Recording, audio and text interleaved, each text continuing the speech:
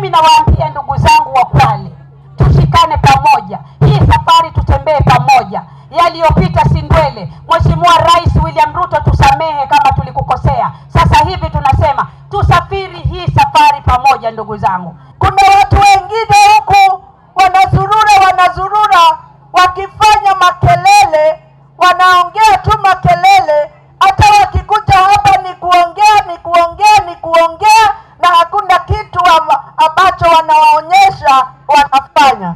Mnataka mdomo ama mnataka kazi? Kwa hivyo watu wakikuja hapa na matusi na mdomo, muambie wa kwanza waende, nyinyi mnataka kufanyiwa kazi. Mimi nimeona wazee wengine wamejifunga, wamejipanga mahali kunaitwa kule wa Mnyonyo. Sijaona wa Mnyoro, sijui wa Mnyonyo. Hao wazee hawana agenda na hii Kenya. Agenda yao wanasema agenda moja tu, na sisi agenda yetu hapa tunasema Ruto 10 bila break. Hii serikali kweli ilikuwa vile His Excellency Ruto aliingia ilikuwa mahututi kabisa. Ilikuwa kwa ICU. Sasa ndio sasa imekuja kwa ward. Baada ya ward ndio mtu anaenda nyumbani. Tuipatie time tuwe na subra.